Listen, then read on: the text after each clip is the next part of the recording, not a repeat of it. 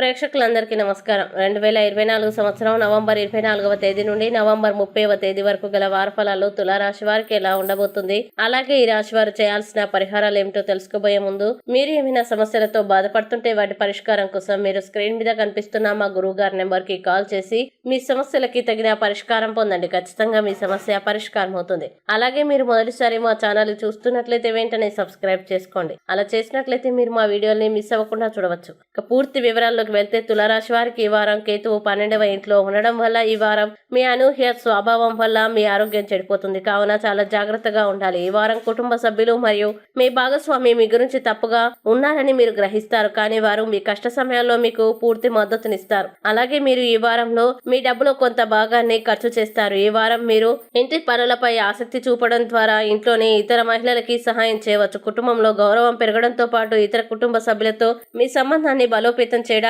ఇది మీకు సహాయపడుతుంది. ఇంకా ఈ వారం మీరు ప్రతి వ్యవధిలో మిమ్మల్ని ఆశాజనకంగా ఉంచడంలో విజయవంతం అవుతారు. ఈ కారణంగా మీరు ఈ సమయంలో పరిస్థితిని గట్టిగా ఎదుర్కోగలుగుతారు. అలాగే ఈ పదవీ కాలంలో మీరు మీ నైపుణ్యాలు మరియు అనుభవాలపై పనిచేయడం ద్వారా దాన్ని సద్వినియోగం చేసుకోగలుగుతారు. ఇంకా ఈ వారం విద్యార్థులు ఆన్లైన్ కోర్సు కోసం దరఖాస్తు చేసుకోవచ్చు. ఇది వారి సామర్థ్యాన్ని పెంచడానికి మంచి అవకాశాన్ని ఇవ్వడమే కాక రాబోయే కాలంలో వారు దాని శుభ ఫలితాలను కూడా చూస్తారు. అలాగే ఈ వారం మీరు మీ కుటుంబ బాధ్యతల వారం కింద కూడా మీ జీవిత భాగస్వామికి ఆనందం మద్దతు ఇవ్వడంలో విఫలమవుతారు. దీంతో మీ భాగస్వామి మీ ఇంటికి లేదా బంధువు వద్దకు వెళ్ళడానికి కొంత సమయం వరకు ప్లాన్ చేసుకోవచ్చు. మీ నుండి దూరంగా వెళ్లే నిర్ణయం తీసుకోవచ్చు. ముఖ్యంగా తులారాశి వారు ఈ వారంలో ప్రతి విషయంలో కూడా ఆచితూచి అడుగు వేయాలి. ఇక తులారాశి వారు ఈ వారం చేయాల్సిన పరిహారాలని గనక చూసినట్లయితే శనివారం రాహుగ్రహం కోసం యాగహవనం చేయండి. మంచి శుభ ఫలితాల్ని పొందుతారు.